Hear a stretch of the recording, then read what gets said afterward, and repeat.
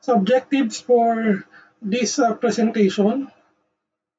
So at the completion, the student should be able to do the following: recall electrification and magnetism and provide examples, review and discuss the laws of electrostatic, remember units of electric current, electric potential, and electric power, describe basic circuitry and differentiate series circuit and parallel circuit. Then explain the X-ray circuit and tube circuit or X-ray tube circuit. Also discuss ways on how to prolong X-ray tube life. At the same time, we should also know, or you should also know, what are the common causes for X-ray tube malfunction. Okay? Okay. We should always remember that the primary function of an X-ray imaging system is to convert energy into, or electric energy into electromagnetic energy. So meaning, from the statement pa lang na to, nakikita na natin kung ano yung nangyayari sa loob ng ating X-ray machine. Okay, so there is a conversion na electric energy. Yung electric energy yung input natin from the power source. Then it will convert into electromagnetic energy, which is the X-ray. So yun yung output. Okay, when the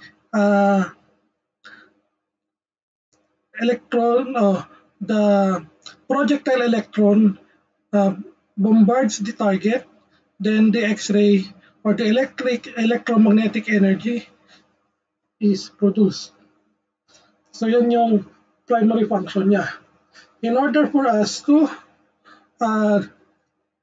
develop or to take body part images. So mapapansin nyo, itong tatlong to, yung picture, siyempre nasa busyong yan. So, anong meron? Conversion of energy. Diba? Letter A, anong energy? From chemical to light. Then from, yung letter B naman is from electric energy to mechanical energy. Then from letter C naman is electric to heat. Diba? So, as we remember the law, ano yung law na nag-state na energy is neither created nor destroyed, but it can be converted into one form to another. So, law on the conservation of energy. So, electrostatic is the study of stationary electric charges. So, we must put in mind that matter has mass and energy equivalence. Therefore, matter must also have electric charge. An electric charge can either be positively charged or negatively charged. Dahil sa electric charge, meron siyang potential energy. And the smallest unit of electric charge is either electron for negatively charged, and then proton for positively charged. And the fundamental unit or SI unit is coulomb. So 1 coulomb is equal to 6 times 10 raised to the 18th electron charges. Okay? So meaning the smallest charge is associated with an electron and a proton is, siyempre kapag yan ay negative, so negative 19. Kapag siya ay positive, positive 19. Okay? So 1.610 to the negative 19 coulomb per electron charge or coulomb per proton charge. Okay?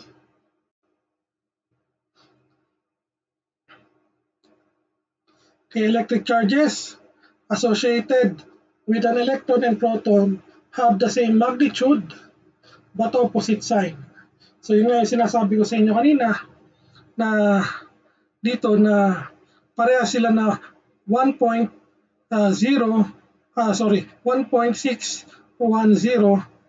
to the negative 19, mababago lang yung kanyang sign, either negative for electron charge or positive for proton charge. Okay, electrified, the object that has too few or too many electrons. So yun yung tinatawag natin mga electrified materials or objects. Electrification, the process of adding or removing electrons from the object. At kapag nangyari ang electrification, the object is said to be an electrified object. So electrification is created by 3 ways: by contact, by friction, or by induction. Okay. So by contact, so syempre when we say contact, alam natin yan na contact between two objects. Okay? Then friction, when two objects are in contact and then they are pressed together and moving from opposite direction. Friction occurs, heat occurs, and electrification occurs. And also by induction, kaya sa tatlo, yung induction ang kakaiba. Kasi when we say induction, it does not necessarily mean na may contact sila. Pwedeng magkadikit lang kahit hindi nagko-contact yung dalawang object, pero nagkakaroon na ng electrification. And that is what we will see later in the following slide. So, saan ba siya? Siya ba ay law of electrostatic o law of electrodynamics? So later, explain natin kung saan nagamit dito yung induction. So yung induction ba nagagamit sa ating X-ray machine? So titingnan din natin.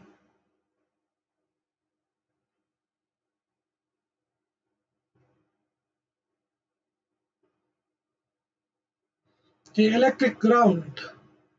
So one object that is always available to accept electric charges from an electrified object is the Earth.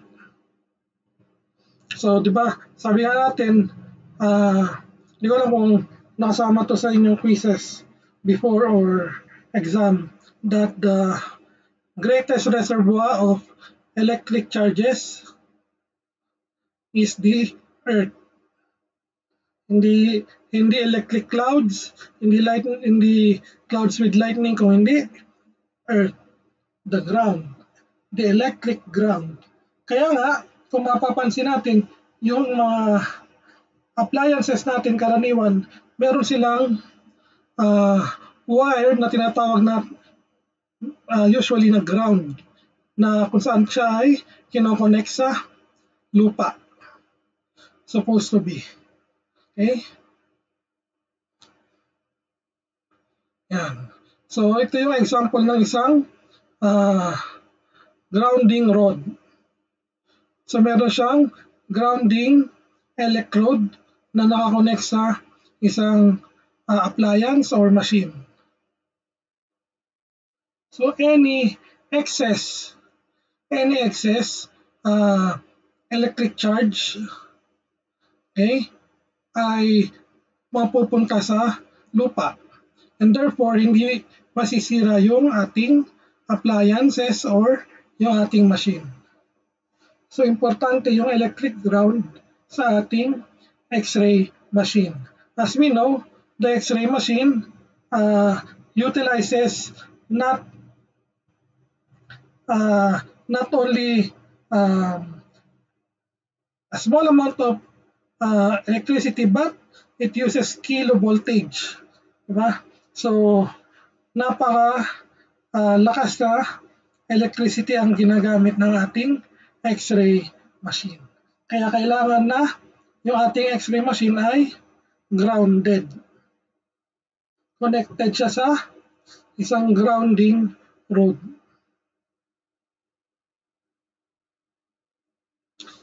So, these are the electrostatic law. So, number 1, electric field radiates out from the positive charge. So, kung siya ay nagre-radiate out from the positive charge, so therefore, electric field radiates toward a negative charge. Okay? Then, unlike charges attract and like charges repel. And uncharged particles do not have electric charge. Okay. So makikita natin dito sa illustration, okay?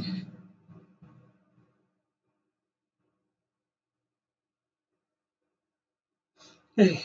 So letter A, sinasabi dito yung electric field radiates out from the positive charge. So kung makikita yung direction ng electric field niya ay outward. And kapag negative charge, siya ay inward towards the negatively charged particle. So therefore, kung ito yung unang premise, so mapupunta tayo sa attraction and repulsion. So kaya nga kung siya ay positively charged sa negatively charged, dahil sa ang positively charged outward ang electric field at ang negatively charged ay inward ang electric field. So therefore, they will attract each other. Okay? In opposite naman, doon sa like charges, so kung parehas siyang positive charge, parehas outward ang direction ng kanyang electric field. So therefore, magkakaroon lang siya ng repulsion. Hindi magkakaroon ng attraction. Ganon din sa negatively charged, parehas inward. Okay, pag nagtabi sila, so itataboy lang nila yung electric field ng isa't isa. And last electrostatic law, so uncharged particle or particles do not have electric field. So walang electric field ang uncharged particles. Okay? Clear ba? Clear ba yung electrostatic law?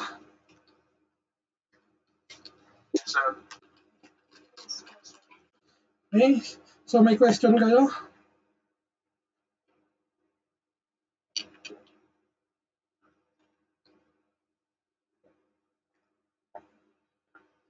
Okay, let's continue.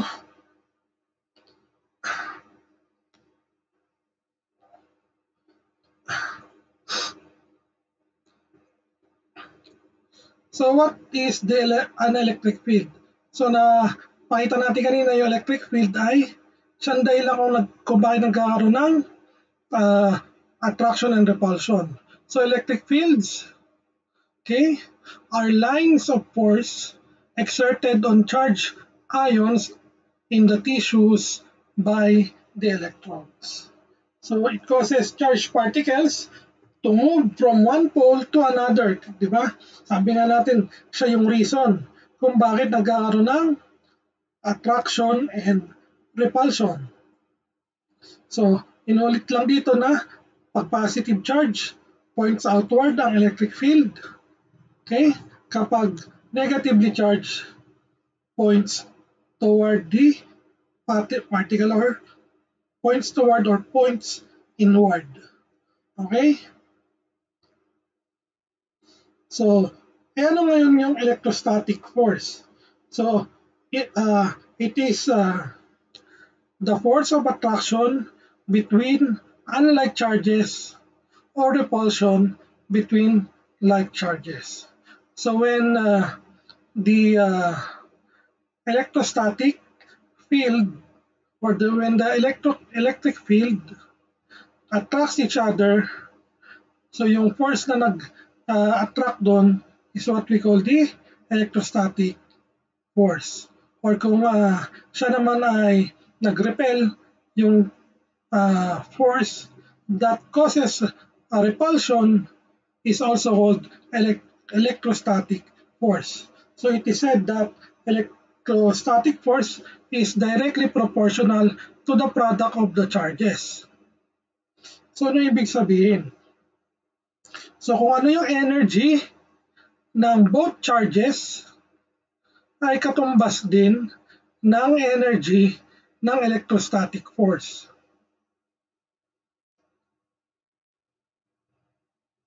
Okay?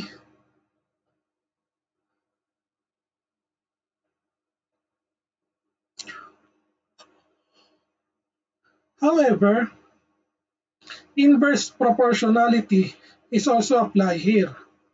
So, electrostatic force is inversely proportional to the square of the distance between the two charges. Okay, so ibig sabihin, the closer the two objects or the two charges, the stronger the electrostatic force. Okay, but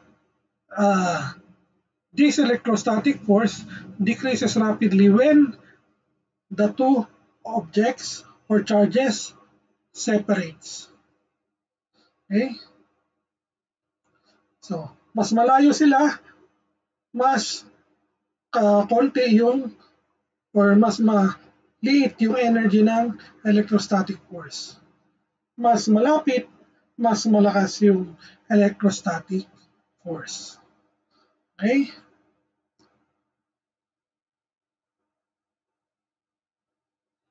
Coulomb's law.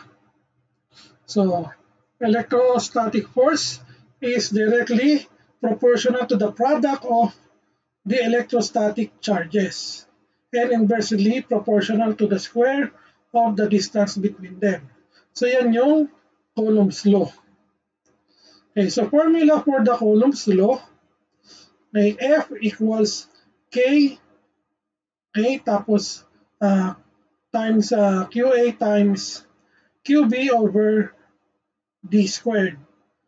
Okay, where F is the electrostatic force, ang kanyang unit ay Newton, QA and QB are the electrostatic charges with the units of Coulomb. Then D is of course distance, okay, between the charges, at ang kanyang unit ay meter. And K is a constant of proportionality, which is 9.0 times 10 raised to the 9 power Newton times meter squared over Coulomb squared. So yan yung formula for Coulomb's law. Okay?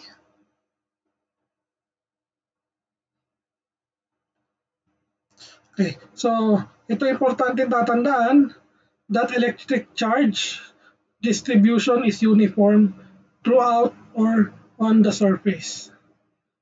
Uniform in distribution. Okay? Sa buong surface ng isang conductor or ng isang object. So, makikita natin dito yung copper wire. So, yung surface niya, okay, is may uniform distribution ng negatively charged particle. Okay. Also, electric charge of a conductor is concentrated along the sharpest curvature of the surface. So, kung makikita natin dito, cattle prod. Ano ba yung cattle prod? Cattle prod is a device na ginagamit para piliting na gumalaw yung cattle, yung baka. Ginagamit yan ng mga uh, mga ranch o rancho. Okay? So kung makikita natin, ito yung dulo ng cattle rod. So expose yung copper rod. Okay. So sabi kanina, the electric charges are distributed uniformly sa surface. Kung makikita natin, uniformly. However, merong concentration ng electric charge or charges sa, sabi dito, sharpest curvature of the surface. Ibig sabihin, sharpest curve. Anong nasa ng sharpest curve? Siyempre yung dulo. Diba? Meron siyang curvature. Dahil siya ay may curvature, so nandun yung concentration ng electric charge. So, mas malakas ang electric charge dito sa sharpest curve compared dito sa the rest of the surface. Okay? Understood?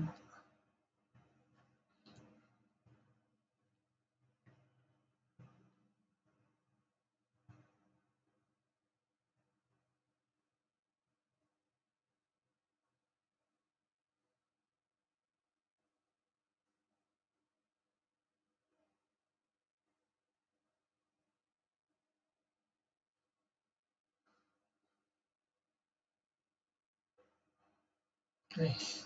So,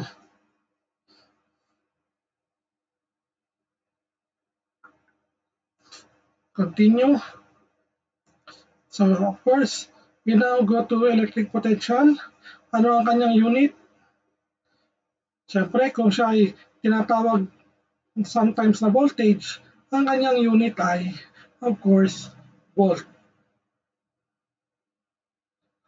Okay, so 1 volt is equal to 1 joule per coulomb or 1 potential energy per charge per unit charge. Okay?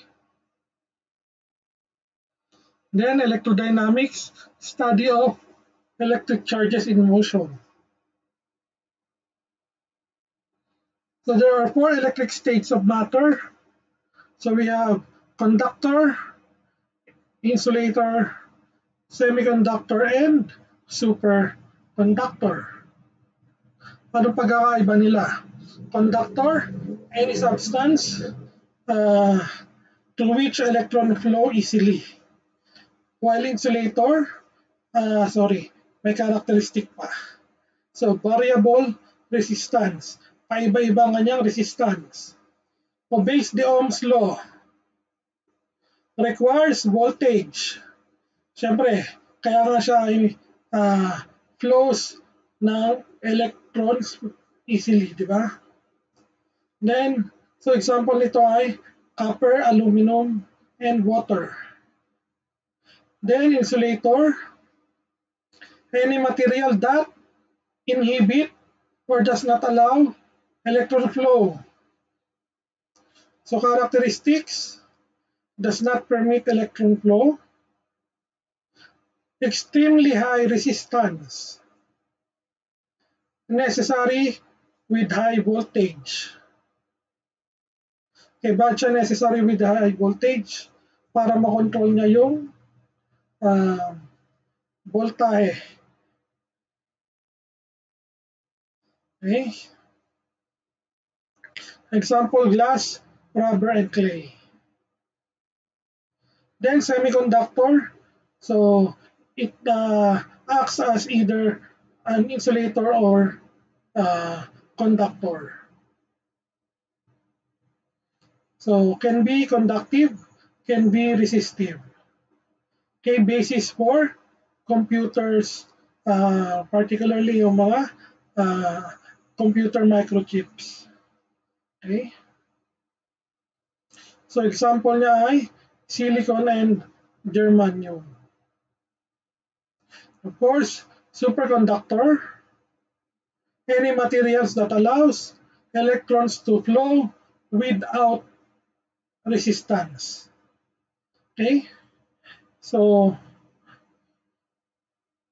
kung yung insulator ay very high resistance, itong superconductor walang resistance to allow electron flow. Ibig sabihin, the electron flow ay mag-flow very easily. At hindi rin kailangan ng voltage. Okay? And must be very cold. Okay? So, ayan yung example natin, titanium and niobium. Diba? Superconductor, yung ating magnet sa MRI. So, isang condition is kailangan very cold. Kasi nga, dahil wala siyang resistance, dahil walang resistance, so yung heat na naproproduce, walang mag-absorb. Dahil walang mag-absorb or walang magko-control ng heat, kailangan ay malamig yung environment. Diba? Kaya doon kanina, yung insulator, di ba, nakalagay doon na kailangan may insulator kapag high voltage. Bakit? Kasi high voltage produces high heat or extreme heat. At kapag nag-produce siya ng heat, so ang ginagawa ni insulator, it absorbs the heat. Okay. So, dito, wala mag-absorb ng heat. Wala ang insulator. Diba? At patuloy yung flow ng electron. Walang mag-resist, walang resistance. Kaya yung heat niya ay nagbi-build up. So in order for the heat to subside or to become lower, kailangan ng uh, very cold temperature. Okay, so superconductivity, na-discover siya noong 1911. So, ayan. The property of some matter to exhibit no resistance below a critical temperature. Okay, so William Shockley, okay, siya naman ang nag-demonstrate ng semi-conduction. So, ito yung ating summary ng electric states ng matter. Okay?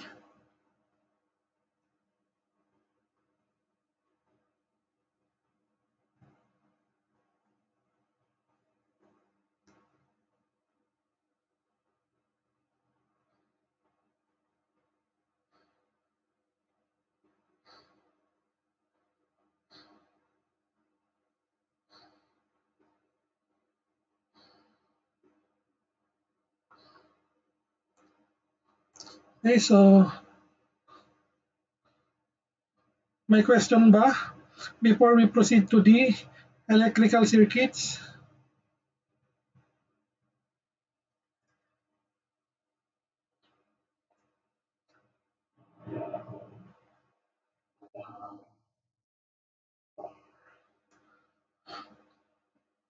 Okay, so let us continue. Electric circuits.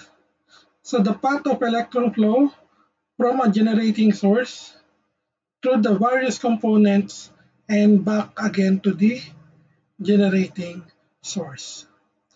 So yan yung basic definition ng isang electric circuit. Okay, so sa image or both images, okay, when we say generating source, siya ay yung ating battery. Okay, so flow of electron. Okay, ano sabi natin kanina sa electric charge? So from the battery, paano magta-travel ang electricity or ang electron flow? Saang side mag-uumpisa ang cycle? Siya ba ay mag-uumpisa dito, positive side or negative side? Okay, positive ba or negative ba? Saan siya mag-uumpisa? Yung flow ng electron. Okay? Kailangan remember the electrostatic law.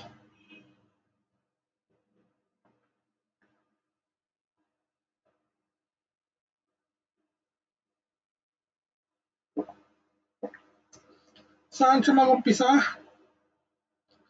Positive side or negative side? Saan? Negative side. Positive side. Okay, why negative side? Bakit ne? Kasi, ulit, outermost shell. Okay, so how about positive? Bakit positive?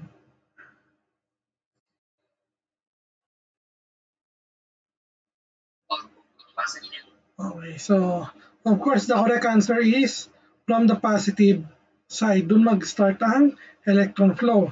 Tama, because the electron field is outward, di ba? Outward. At ang negative ay inward. So, ganun din sa electron flow. Sa path ng electron flow. Okay?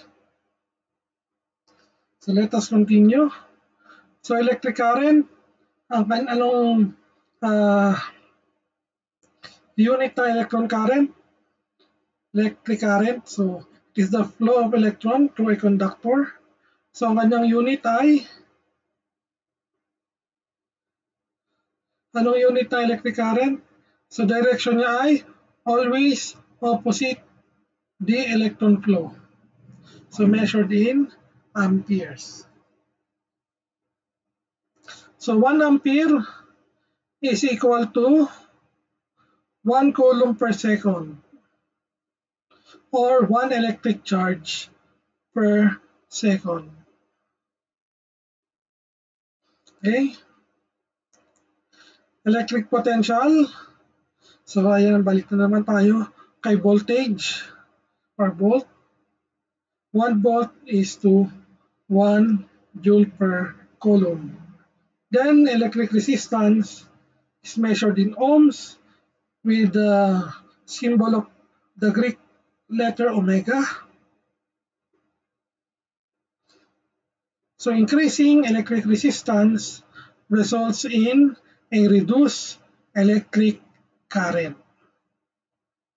Okay.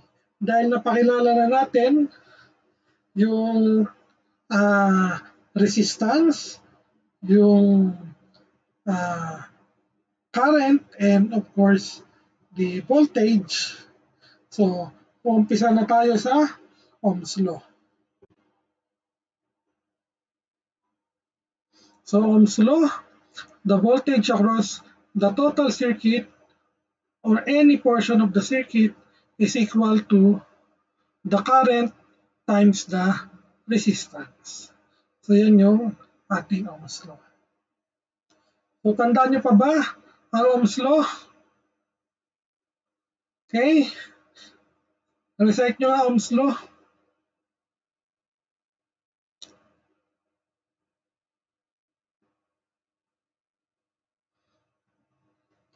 So recite nyo Ohm's law. Ohm's law states that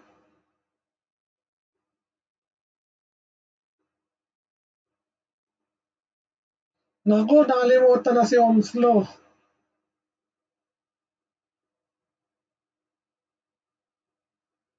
Lumabas sa board, nakalimutan.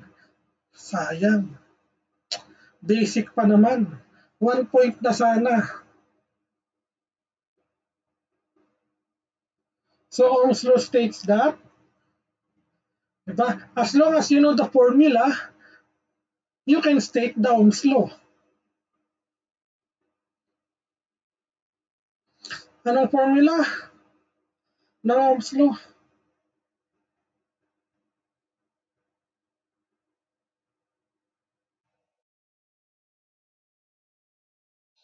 Ano?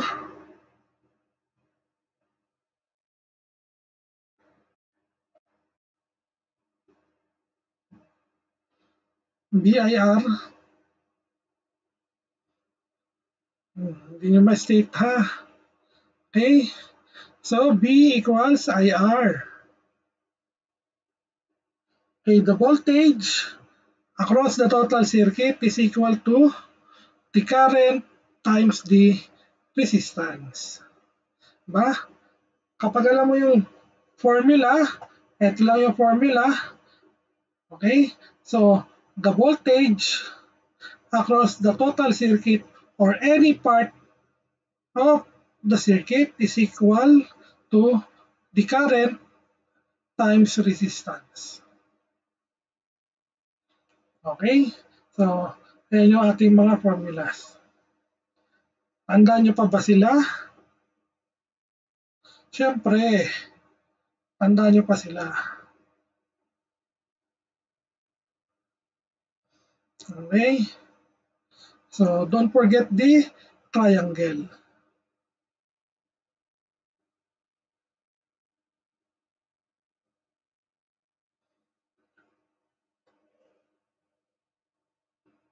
Okay. Let us continue.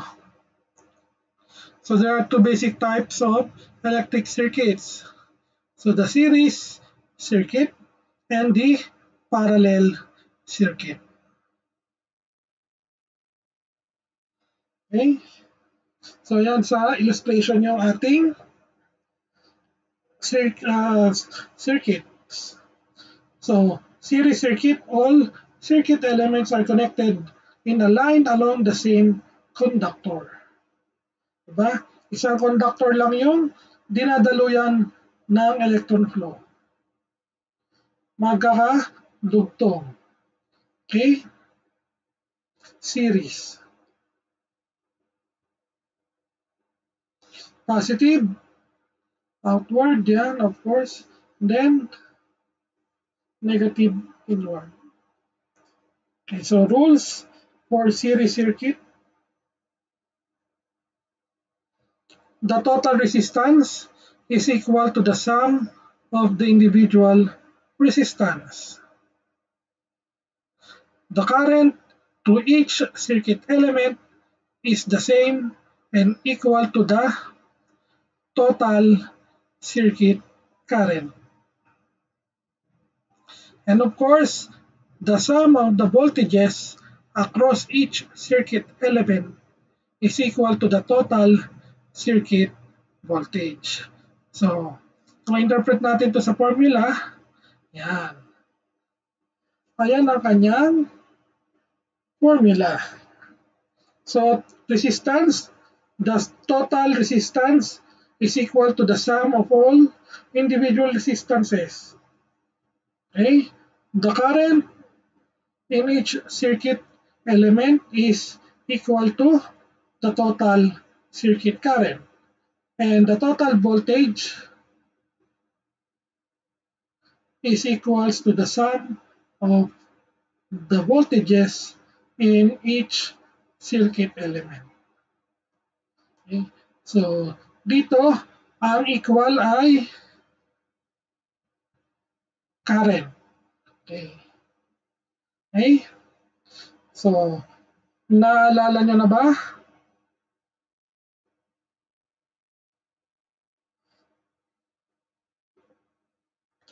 Okay, so proceed na ba tayo sa uh,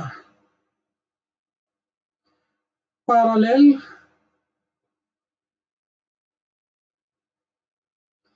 Sige, let us see. Thank you. Parallel circuit naman, elements or each circuit elements are connected at their ends rather than lying in line along a conductor. So, ito yung bawat circuit element. Circuit element 1, circuit element 2, circuit element 3. They are connected daw sa ends. Okay? So, that makes a parallel. So, kung maputol ang isang circuit element, so patuloy pa rin na gagana yung dalawang light bulb. Okay? Kasi dumadaloy pa rin yung electrons or yung electricity sa kanilang circuit elements. So, yan yung parallel. And of course, meron ding rules for parallel circuit according to Ohm's law. So the sum of the currents through each circuit element is equal to the total current. And the voltage across each circuit element is the same and is equal to the total circuit voltage. And the total resistance is the inverse of the sum of the reciprocals of each individual resistance. So therefore, the formula is total current is equal to the sum of all individual current. And the total circuit voltage is the same for each voltage in each circuit element. And of course, yung resistance is 1 over RT kasi nga siya ay inverse ng sum of each of the reciprocal ng each circuit element or ng each resistance.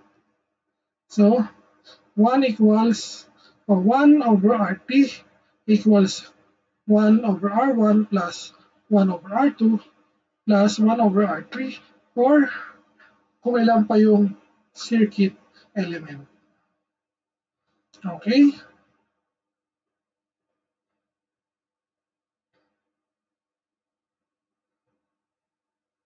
May question?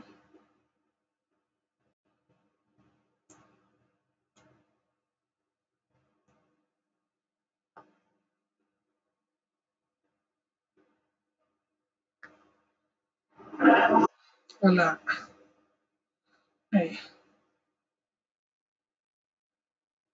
So ito yung mga symbols ng basic symbols and function na makikita natin sa isang electric circuit.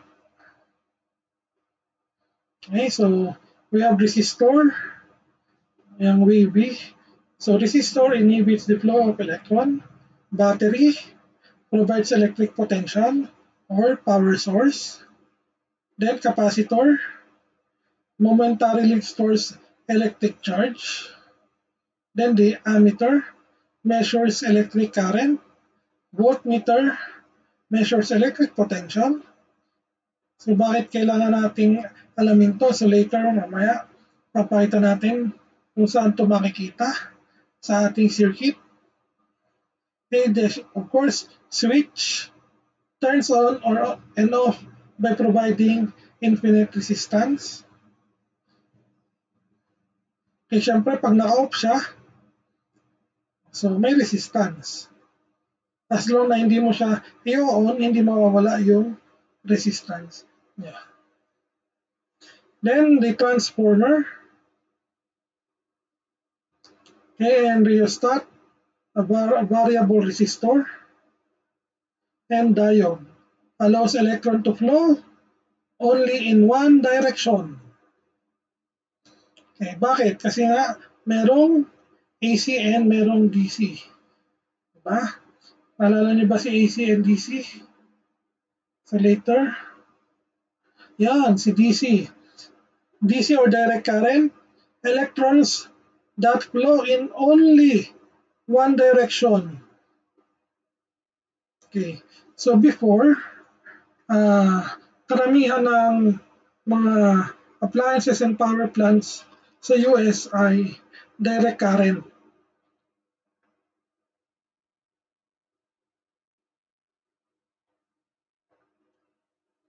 So yan yung graph ng direct current. Straight line lang siya.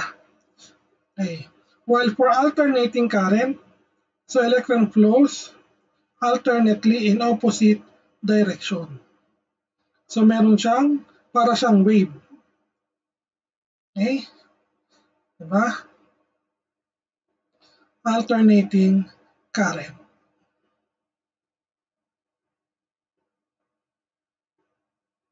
So ito yung una, then pabalik.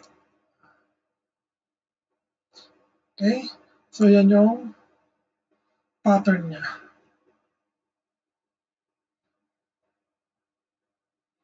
So 60 Hz ang current. So waveform or graphic representation of a wave. So of course, yung DC straight line lang, yung ACI sinusoidal wave. Okay? So electric power measured in watts. 1 watt is equal to 1 ampere times 1 voltage. So basically, formula ng electric power, how to get electric power is P equals IV or P equals I squared R. Okay. Where P is power in watts, I is the current in amperes, V is electric potential in volts. Alternatively, yan, P equals I squared R. So, syempre, yung I ay current in amperes squared, where R is resistance in ohms. Okay? So, example, if the cost of electric power is 10 centavos per kilowatt hour, how much does it cost to operate a 100-watt light bulb an average of 5 hours per day for 1 month? So, let us solve. Ba't may boses to? Diyos ko. Paano ba tanggalin? Isip. May boses.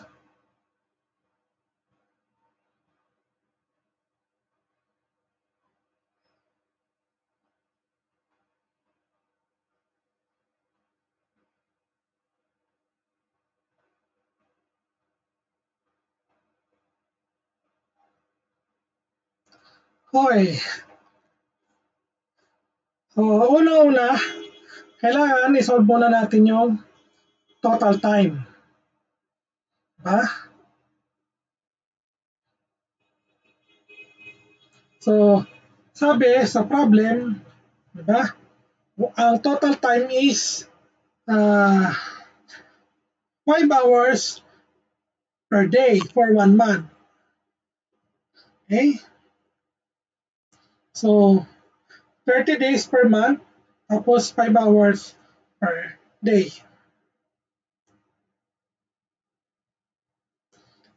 So, sa 30 days, merong ilan? 150 hours. Tama ba?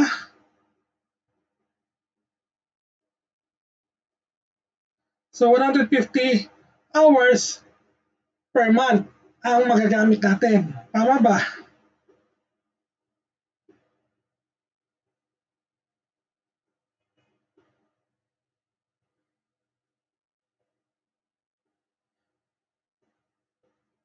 So, ayaw mo sumagot. Sige. 150 hours per month yung total time. Okay, total power. Compute natin. So, anong formula? Hindi pa pala kasi 100 yung 100 watts yung bulb, di ba? So, 100 hours or 150 hours times 100 watts. Okay. So, meron siyang 15,000 watt hour per month. Ang total power consumed ay therefore 15,000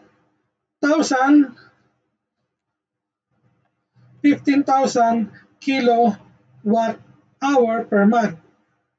So magkano daw ang isang kilowatt hour? 10 centavos. Diba? So kung 10 centavos ang per kilowatt hour, so we have 15 kilowatt hour. So 15 kilowatt hour per month times 10 centavos na 15 kilowatt hour. So, magkano? 150 pesos per month. So, 150 pesos per month lang ang magagastos for the cost of the electric power. Nakuha nyo ba? O talaga? Diba? Ang formula lang natin is power times ampere times the uh, yun, power times ampere and voltage. Pero based sa problem, kailangan natin i-compute kung magkano yung nagastos. Kaya, ang dami nating sinolve muna. Okay?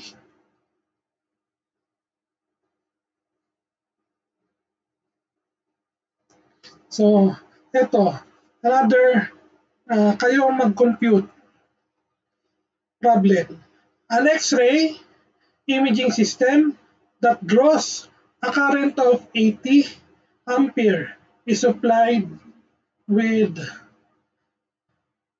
220 volts. What is the power consumed?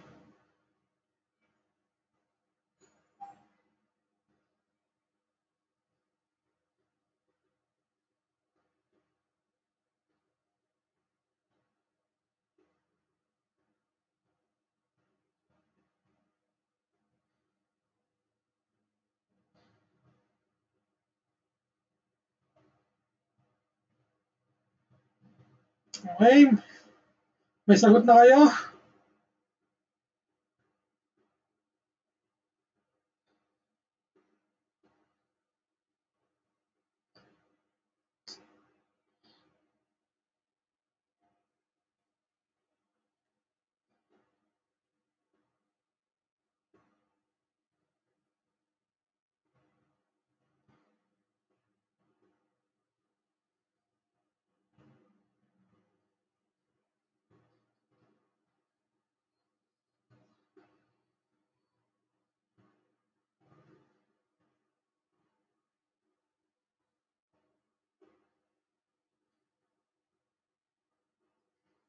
What's your answer?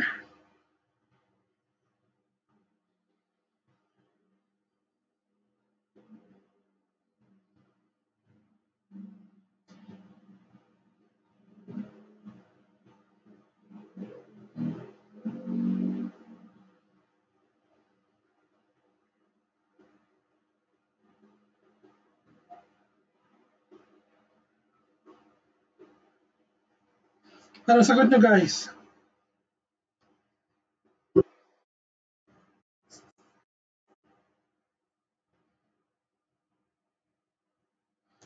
So, may mga sagot na kayo. Check natin ha. Okay, so formula P equals IV. So, yung current natin is 80 amperes. Yung ating voltage is 220. So, the answer is 17,600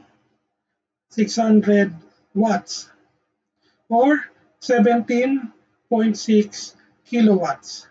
So, remember na ang unit, ang SI unit natin for power is kilowatt.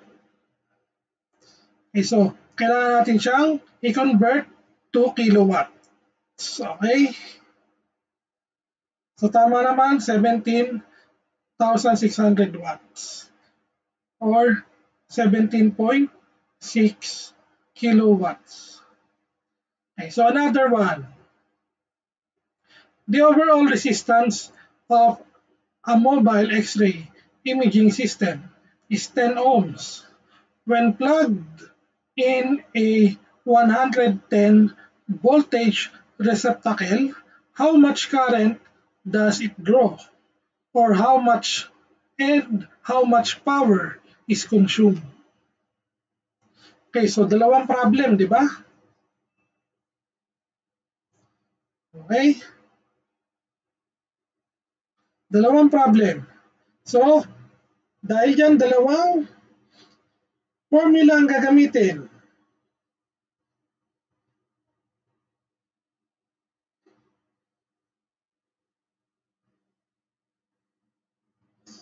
Di ba? Dalawang formula yung gagamitin. So, parehas na formula. Power equals current times voltage. Tapos yung isa is power equals current squared times resistance.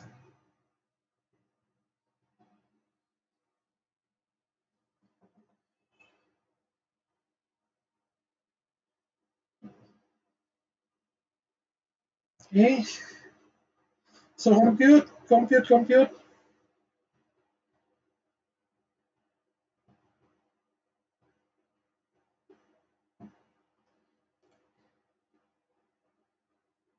Formula.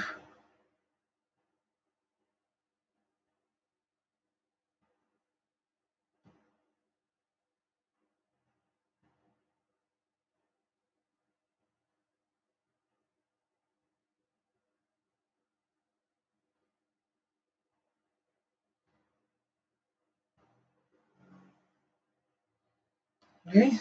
So yan yung dalawang formula. So anong unang gagamitin?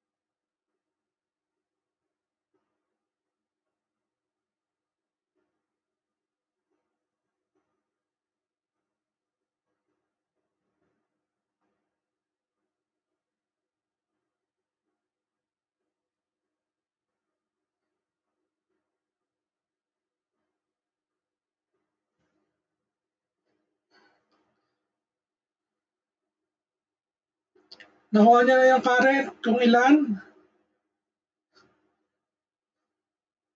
Oh, may isa pang formula tayo na hindi ba nakalimutan niyo na isa pang formula? Porque sinabi kong dalawa lang. Siyempre hindi, meron pang isa, di ba? Paano natin kukunin ng current? Diba? Another formula is D.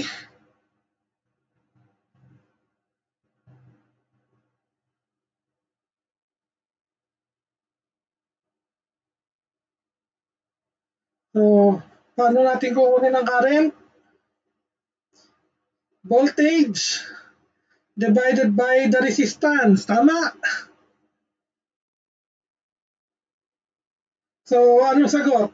How much current does it draw? So, we have how much current?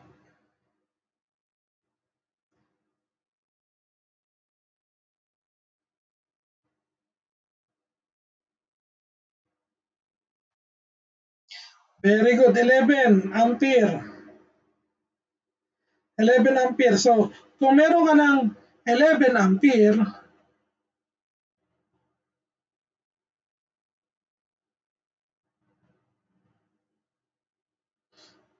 okay, so, masosolve mo na ang power.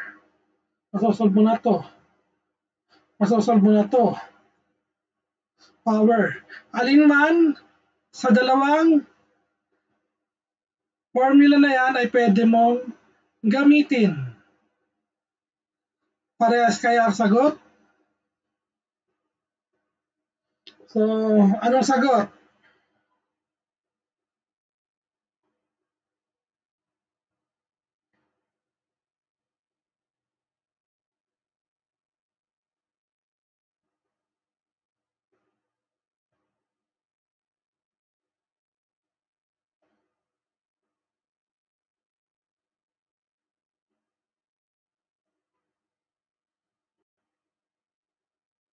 Okay, move tayo dito.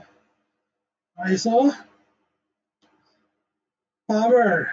So, 11 ampere times 110 voltage equals to 1,210 watts.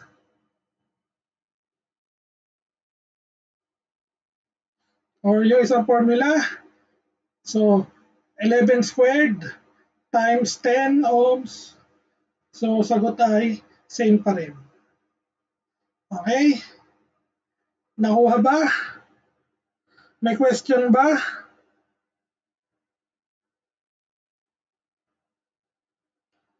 May question?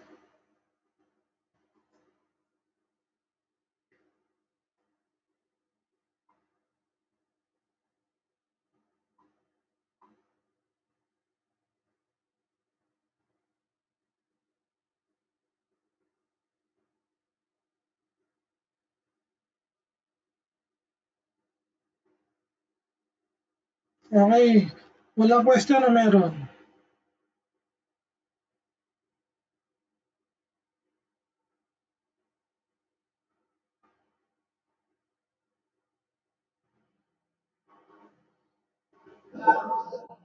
Okay.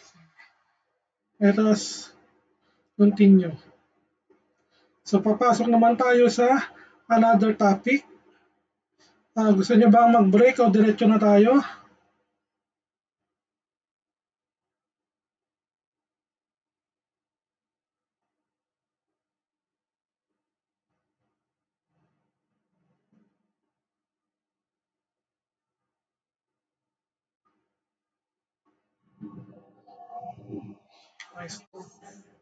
Okay. Let us continue. So, we will be discussing about magnetism. So, yeah, interaction of matter and magnetic fields, the laws of magnetism, okay, relationship between electricity and magnetism, and of course, the electromagnetic induction laws. Okay. So any charged particle in motion creates a magnetic field. Okay, so yan ay importante. So ang ibig sabihin, ang gumagalaw lang na charged particle ang merong magnetic field. Any stationary charged particle, wala siyang magnetic field.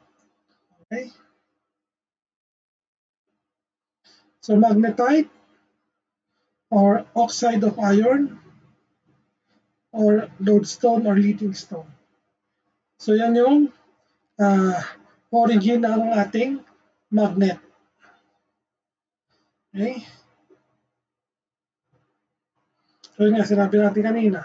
So magnetism, the fundamental property of some forms of matter.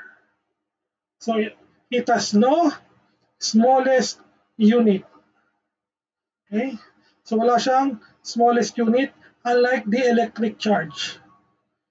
Okay. Electric charge ano ulit ang kanyang smallest unit? So we have the electron and the proton. Then we have to go to the electron spin. A property created when electrons behave as if they rotate on an axis. So yan yung electron spin. So electron in motion, it creates a magnet. Sorry, wala yung aking pointer. So it creates magnetic field lines. Okay, yung magnetic field lines niya ay pabilog. Okay? So in that sense, kaya siya ay parang umiikot yung electron.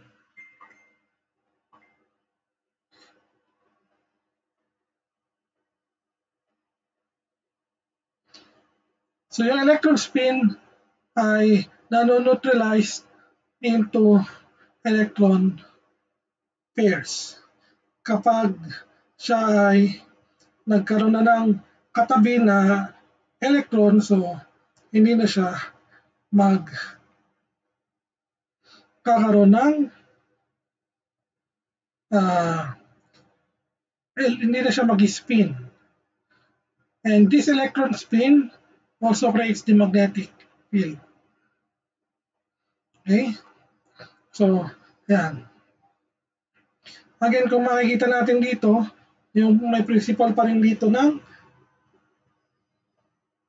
electricity or ng electrostatic. So, tingnan muna natin, what is magnetic moment? So, ano ba ang magnetic moment? Na diniscuss niyo sa MRI? Tama ba? So, magnetic moment, a nuclear magnetic dipole created when a magnetic field is created by spinning electric charge. So, in this case, proton, umiikot siya at create siya ng magnetic field. Okay? Magnetic field. Paano siya naging dipole? Kasi siya ay dalawa yung polar. Yung pole. Okay? So, di ba? Ang ating positive charge ay outward. So, pa-outward yung direction ng kanyang magnetic field. Okay?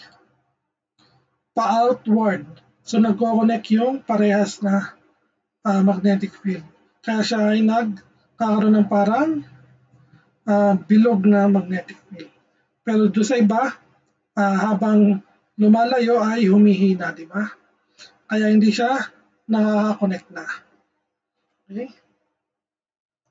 So magnetic moment is the basis for MRI. So yung principle na yon Yun yung nagiging or principle or fundamental ng MRI. Yung spin ng isang charged particle. Diba?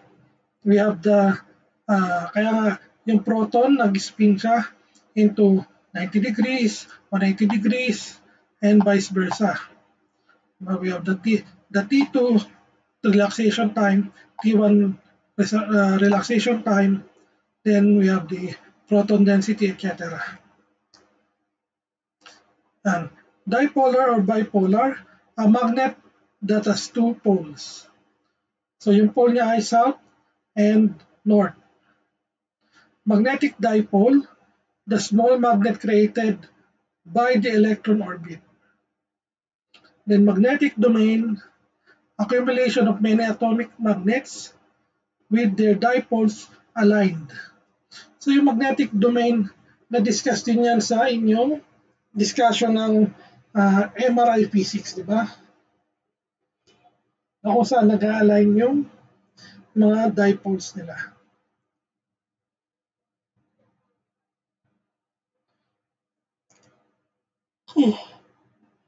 In ferromagnetic materials, daw randomly oriented ang dipoles or yung kanilang yung dipoles ng material. Kaya pag in-applyan siya ng magnetic field at nag-align siya into one direction only. Okay, so yan yung example. So magnetic dipole. Okay? So pag nagkaroon siya ng magnetic field, yan. Nagkaroon lang ng isang direction.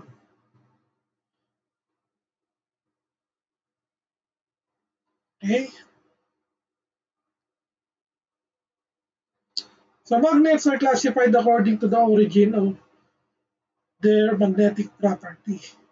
And magnetic permeability is the ability of a material to attract the lines of magnetic field intensity. So, isang magnetic permeability sa property ng isang material. Okay? And therefore, nakasalalay sa magnetic permeability kung paano natin makla-classify ang isang material. Kung siya ba ay ferromagnetic, diba? Or non-magnetic, or etc. Okay, so there are three principal types of magnets. Naturally occurring magnets. Second is artificially produced permanent magnets. Then the electromagnets. Okay? So katulad ng electricity na meron siyang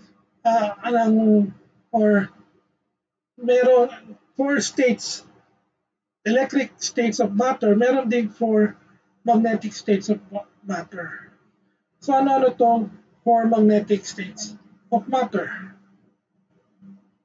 So yan nga yung non-magnetic, diamagnetic, paramagnetic, and of course, we have the ferromagnetic. So all matters can be classified in which it interacts with the external magnetic field. So, makla-classify sila dito sa apat na to, depende sa interaction nila sa external magnetic field.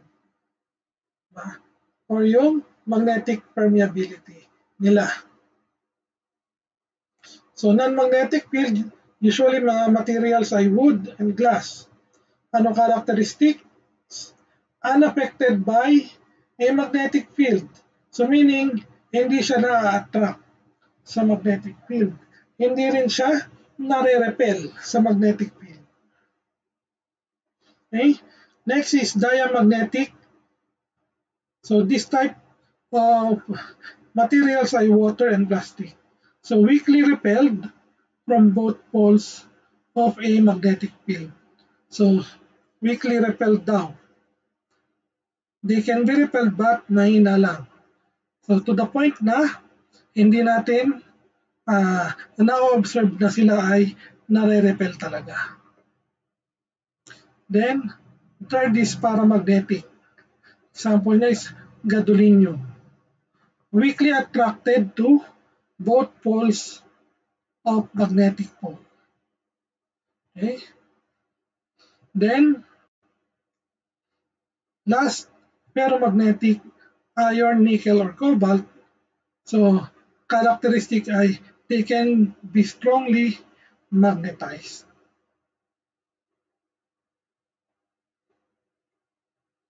Okay?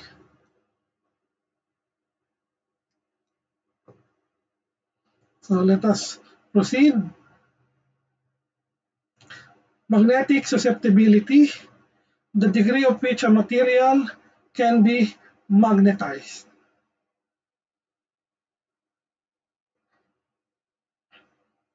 Ba, yung word na susceptibility, parang kumbaga sa tao at sa infection is mahina yung kanyang immune system kaya siya ay susceptible sa sakit. So ganun din dito sa magnetic susceptibility. Ibig sabihin, yung characteristic ng isang material ay madali siyang ma-magnetize. So, siya ay description, yung magnetic susceptibility. So, example, kapag wood, low magnetic susceptibility. Kapag iron, high magnetic susceptibility. So, yung mga ganon. Okay?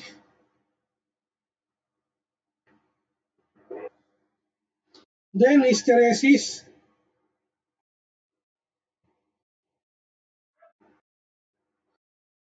Okay? Hysteresis is a condition wherein materials are very susceptible, are also reluctant to lose their magnetism. So, saan ba natin narinig tong hysteresis na to?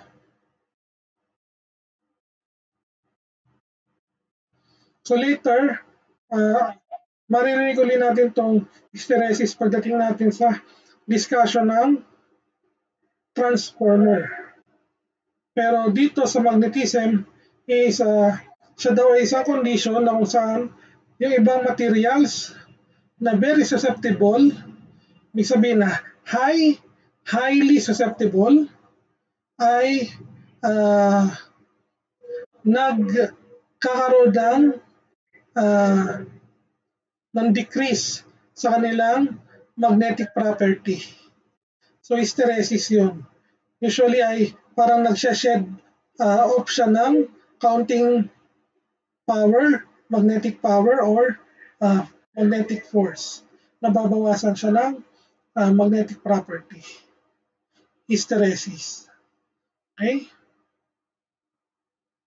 Okay, syempre pole, magnetically charged end of a material. North and south. So magnetic loss. Like magnetic poles repel. Unlike magnetic poles attract. Imaginary lines of magnetic pole or magnetic field leaves the North Pole and imaginary lines of magnetic field enters the South Pole. So, kung makikita nyo, meron siyang similarity when it comes to the electric charges sa electrostatic laws. Diba? Yung North Pole can be equated into positively charged. And then your South Pole can be equated into the negative charge. Okay?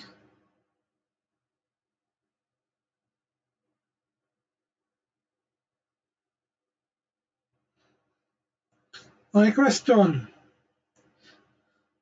Sa magnet na katulad nito, Saan pinakamalakas ang magnet? Or saan pinakamalakas ang magnetization?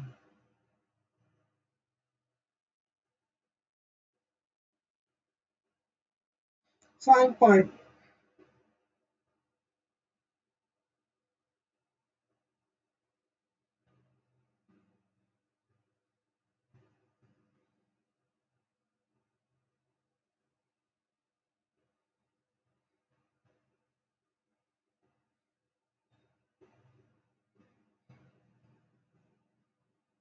Saan part?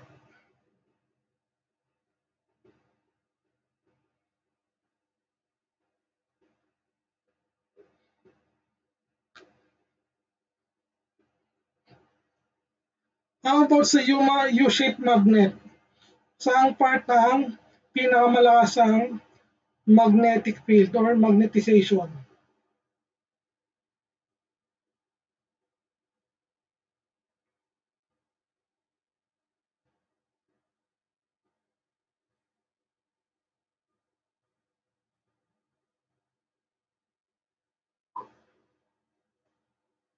Saan part?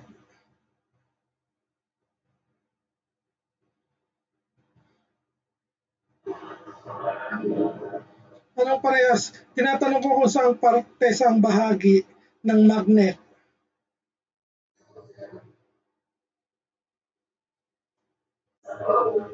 Dito ba? Dito ba? Dito ba sa gitna? O pag yung magnet? Dito ba? Dito? Or dito? Or dito? Or dito? Saan?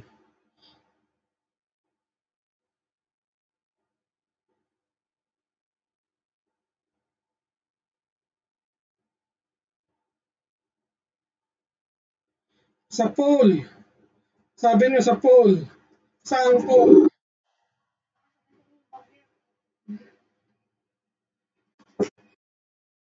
North Pole. How about South Pole?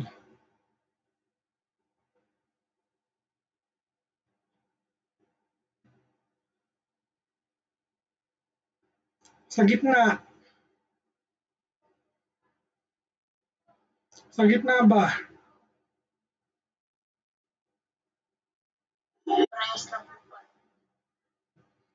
Parehas lang ang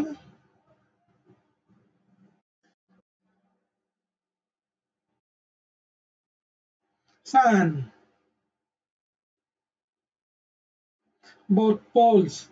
So very good. So kung makikita nyo naman sa illustration, di ba? Kung saan nagmumula at saan papunta yung magnetic field. Yung imaginary line sa magnetic field, di ba? Wala siya sa gitna. Walang magnetic field line sa gitna. Dito rin, di ba? Sa lower part, walang magnetic field lines. So meaning, ang magnet ng makakamagnetize lang dyan na malakas is the poles, the both side ng poles. Ngayon, kung ito gitna, pinutol ko, pag pinutol ko siya, so magkakaroon na siya ng another south pole at another north pole. Nakakuha nyo ba? And therefore, instead na kapag pinutol ko siya, hindi na siya papunta dito. Hindi na siya papunta dito. Kung hindi, papunta na siya dito. At dito. At yung kalahati naman nito, pag ano na siya. Okay? So meaning, pag pinutol ko siya sa kalahati, yung gitna, yung pinagputulan ko, magiging siyang another pole. And therefore, yun na, isa na siya sa magiging mataas ang magnetization. So same with this. Kapag pinutol ko siya dito, sa gitna, yung U, ginawa kong J. So, ito yung north, nandito yung south. Nandito yung north, nandito yung south. So, pag ano na siya, pababa. Siya naman, pataas. Okay? Naintindihan ba? Naintindihan o nagulo?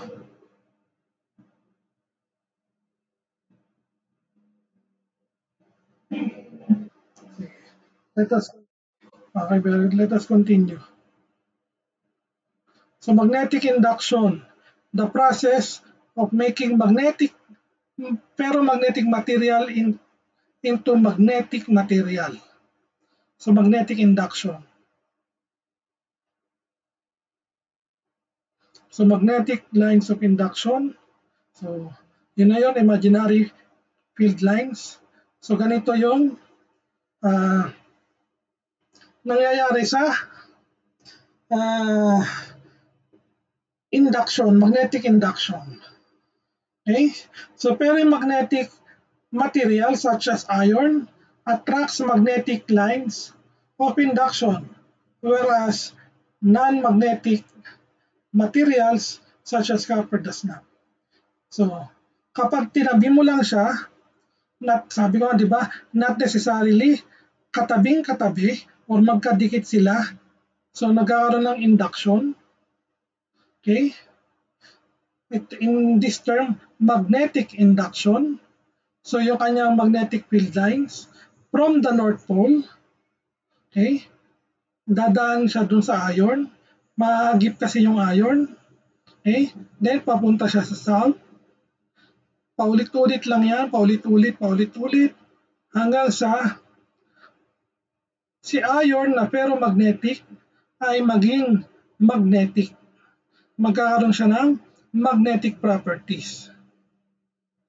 Pero si copper, kahit na nandyan siya si copper, kahit itabi mo pa siya kay magnet, hindi siya magkakaroon ng magnetic properties. So example nito, nakakita na ba kayo ng mga screwdriver na nakakamagnet ng screw? Diba? So usually ang ginagawa ng mga uh, gumagamit nito ay dinidikit sa magnet para magkaroon siya ng magnetic properties. Pero actually hindi mo naman siya kailangan idikit. Kahit malapit lang siya doon sa magnet, magkaroon na rin siya ng magnetic properties. Pero yun nga, para mas mapadali yung induction, yung magnetic induction, ay dinidikit talaga nila sa magnet yung screwdriver. And therefore, namamagnetize nila or namamagnetize ng screwdriver yung mga screws na gagamitin para mapadali yung pag-drive nila ng screw. So, yun yung magnetic induction. Okay?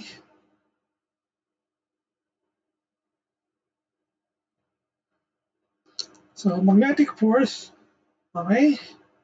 Ano kaparehas niya? Kaparehas niya yung electrostatic force, di ba? The force of attraction between unlike poles and repulsion between like poles, directly proportional to the product of the magnetic pole strength. So, halos parehas siya ng electrostatic force. Okay? O, di ba? Inversely proportional then to the square of the distance between the poles. Okay, magnetic field strength. Okay. The SI unit is Tesla. Older unit ay Gauss. Okay? Kaya kapag tinutukoy natin kung gaano kalakas ang isang MRI machine, so we use Tesla. 0.5 Tesla, 1 Tesla, 1.5 Tesla, 2 Tesla, and 3 Tesla. Yung Gauss, malaki kasi masyado ang sukat ng Gauss. Okay, so kapag ginamit mo yung Gauss, parang papatak yan ng mga tens of thousands ang isang Tesla. Okay? So, ayan. Yun na, 1 Tesla is 10,000 gauss. Okay? So, electromagnetism, ang nag-discover niya is si Luigi Galvani. He observed that a dissected fraglet twitch when touched by two different metals. Okay? Electromagnetism, si Alessandro Volta. Okay? He contributed on the development of the battery. Oh, na tinawag na voltaic pile. Okay? So a copper zinc plate like a dogwood sandwich. So ito yung example or illustration ng voltaic pile. Siyempre, ito naman ay modern battery.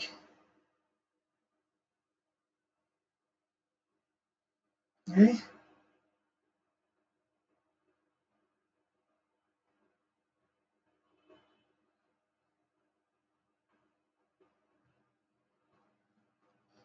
Okay, so source of electromotive force.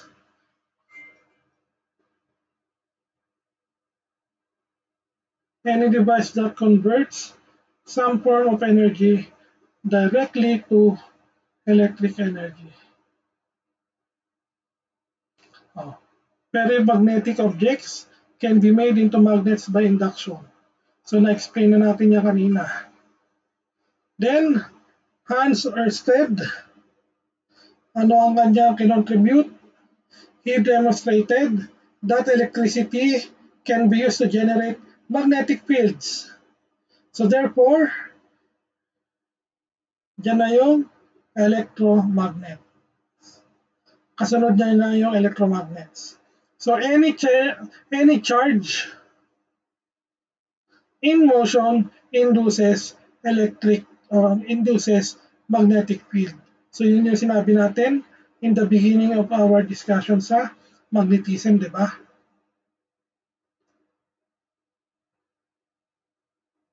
Okay, this is the right-hand rule. It determines the direction of magnetic field.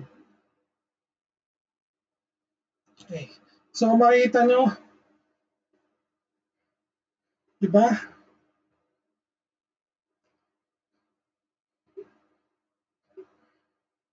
Sabi natin na yung current ay opposite ng electron or ng flow of electron, di ba?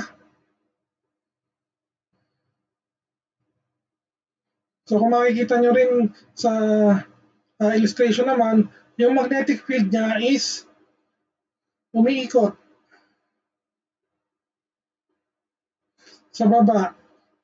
At the same time, makikita nyo yung kanyang sign. Okay? Ba't ko ba tinuturo yung monitor? Okay? Yung sign niya ito, yung current niya pataas, di ba? Yung magnetic imaginary lines.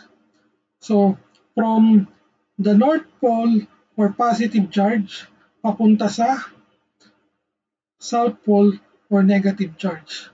Diba? Paulit-ulit lang siya. Pag ganun siya. Pag ganun. Okay? Paulit-ulit.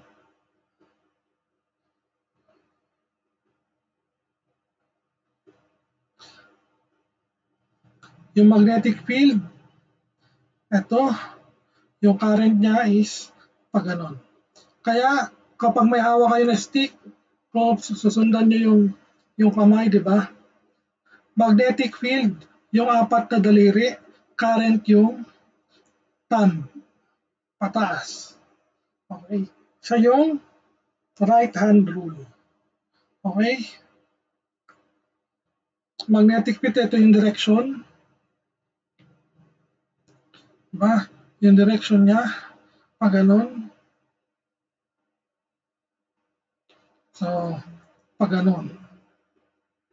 Then yung current niya is upwards. Pag ganun. Okay? Clear ba? Yan. Ito yung example.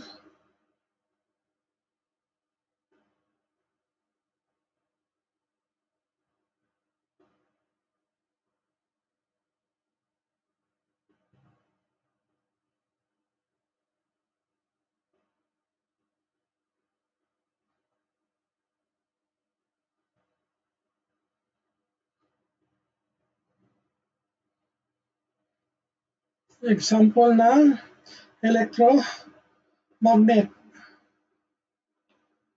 Electromagnet is produced by wrapping a coil sa isang metal, tapos padadaluyin yung electricity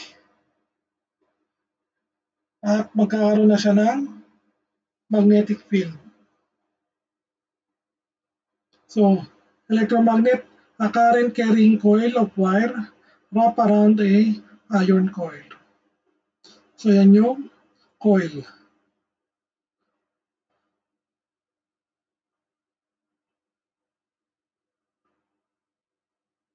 It intensifies the induced magnetic field.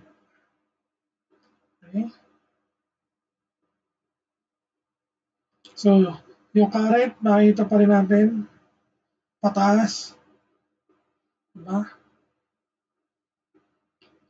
Then, so, advantage ng electromagnet, magnetic field can be adjusted or turned on and off. Siyempre, pag kinat-off mo yung power, yung electricity, mawawala yung magnetic field. Pag hininaan mo yung power, hihina yung magnetic field. Okay. Here comes Michael Faraday. Bukod sa siya ang nag-design ng Faraday cage, so he observed that the current in a changing magnetic field. Okay. So, kung ito daw yung magnet, diba? Sabi natin, stationary, hindi siya nagpo-produce ng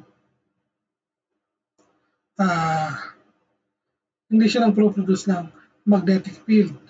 Ngayon, pag ginalaw-galaw siya, okay, nag-produce siya ng iba't ibang strength ng magnetic field. At the same time, nag-produce din siya ng electric charge or electric field. Kaya kung makikita nyo, gumalaw yung ammeter. Okay? So yan yung experiment ni Michael Faraday. So Faraday's law. Okay, the Faraday's first electromagnetic law states that any change in magnetic field of a coil of wire will cause an EMF to be induced in the coil. Ano yung EMF? Electromagnetic frequency.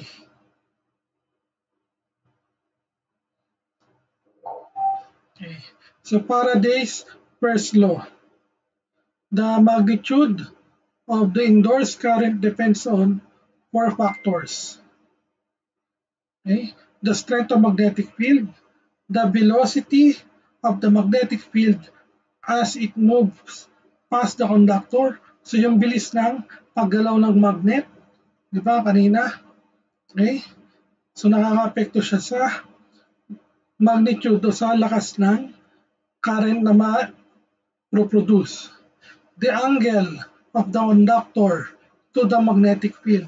Ano yung angle? Kung siya ba ay maliliit ang coil, malalaki ang coil, And of course, syempre, kung maliliit at malalaki ang coil, the number of turns in the conductor.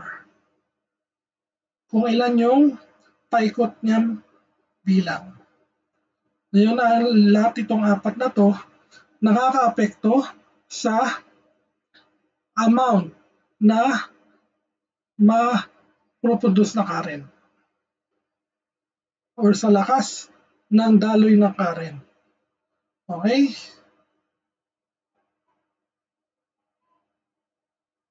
May question? May question ba?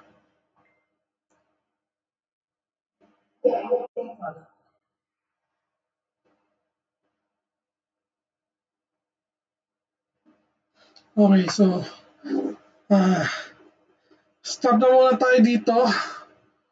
So,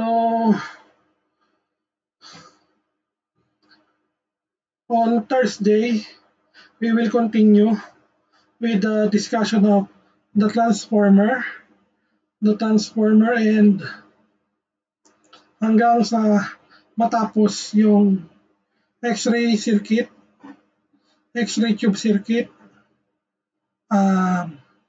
saka yung mga causes kung bakit nagkaroon ng X-ray tube failure. Yan. Di-discuss natin yun next meeting. And on Friday, you will be having a quiz regarding dito sa topic natin sa topic next meeting. Hindi tayo mag-meet for junior internship on Friday kasi kailangan ko pupunta ng Lucena. Pero sure na pupunta ako Lucena. Hindi pa lang sure kung paano ako pupunta Lucena. Okay. Ayun. Minute na ba kayo ni Sir Sherwin?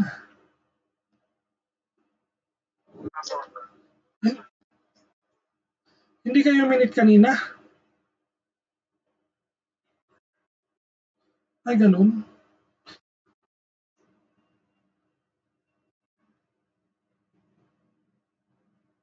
Pero dated kanina yung ano, di ba? Yung pinost niya.